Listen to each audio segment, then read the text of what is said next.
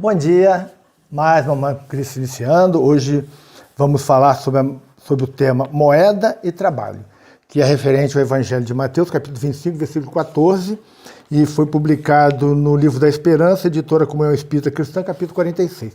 E a mensagem do Evangelho diz o seguinte: pois será como um homem que, ausentando-se do seu país, chamou os seus próprios servos e entregou-lhes seus bens. É a parábola, né? Mais uma parábola aqui que nós vamos estudar e vamos ler então a mensagem, depois vamos tecer algum comentário. Moeda e trabalho. Se muitos corações jazem petrificados na terra, em azinhavre e sovinice, fujamos de atribuir ao dinheiro semelhantes calamidades. Condenar a fortuna pelos desastres da avareza seria o mesmo que espancar o automóvel pelo abuso do motorista. O fogo é companheiro do homem, desde a aurora da razão, e porque surjam de vez em vez incêndios arrasadores, ninguém reclamará do mundo o disparate de suprimi-lo. Os anestésicos são preciosos auxiliares de socorro à saúde humana, mas se existem criaturas que fazem dele instrumentos de vício, ninguém rogará da ciência, é só aquela medida que lhe objetive a destruição. A moeda, em qualquer forma, é agente neutro de trabalho, pedindo instrução que a dirija. Dirás provavelmente que o dinheiro levantou os precipícios dourados da vida moderna, onde algumas inteligências se transmalharam na loucura ou no crime, comprando inércia e arrependimento a peso de ouro. Contudo, é preciso lembrar as fábricas e instituições beneméritas que ele garante, ofertando salário digno a milhões de pessoas.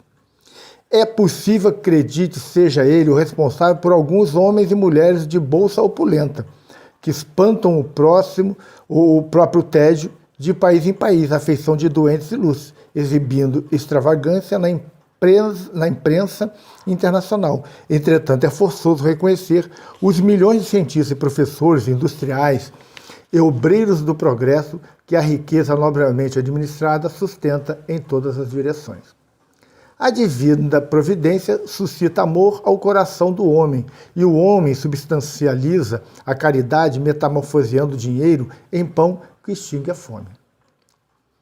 A eterna sabedoria inspira educação ao cérebro do homem, e o homem ergue a escola, transfigurando o dinheiro em clarão espiritual que varre as trevas. Não censure moeda, que seja sempre alimento da evolução.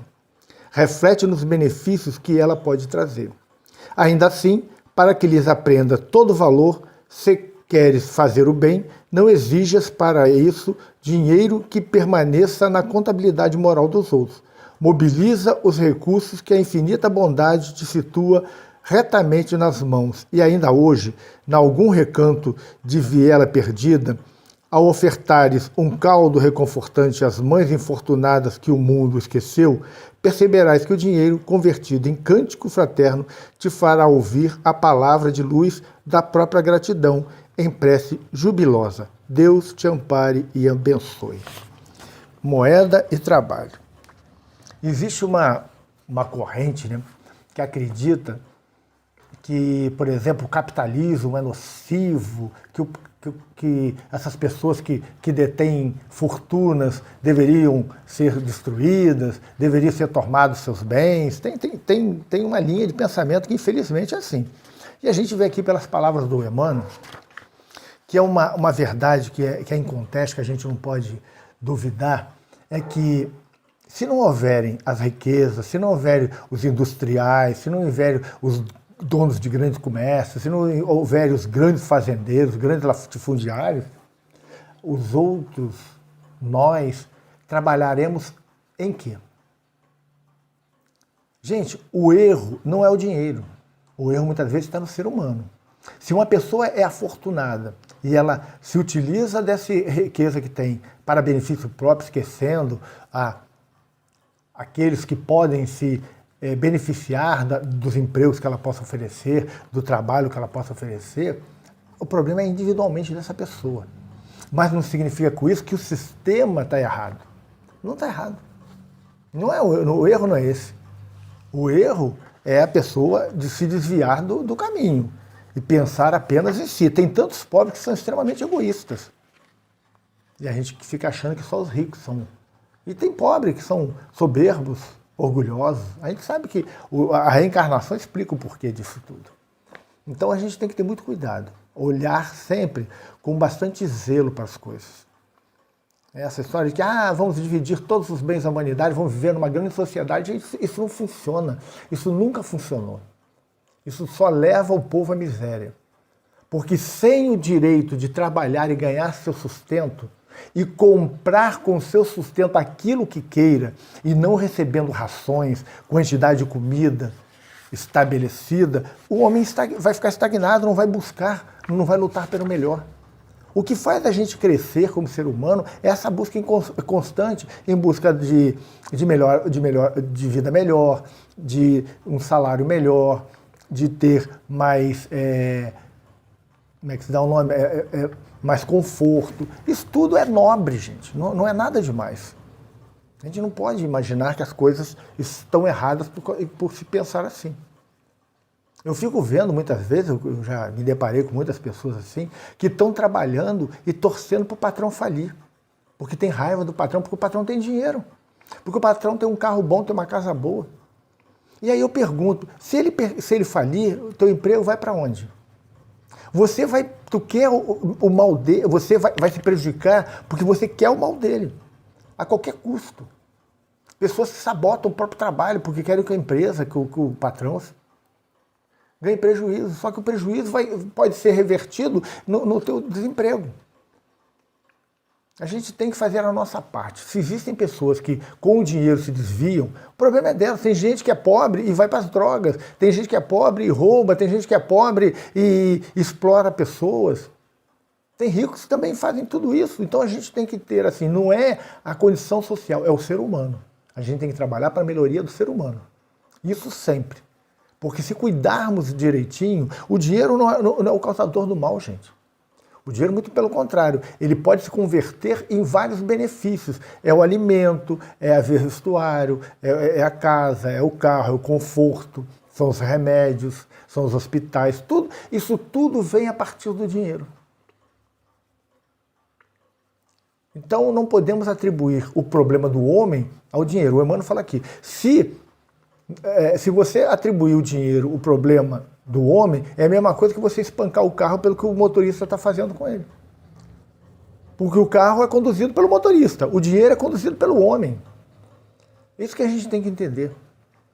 É isso que nós precisamos entender. Nós precisamos reformar o homem e não mudar as instituições para coisas que nitidamente não dão certo, nunca deram certo e não vão dar certo.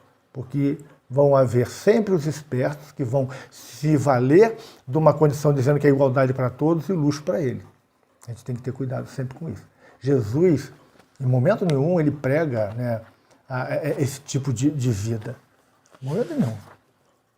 Não podemos imaginar que Jesus era uma pessoa que pensava dessa jeito, não.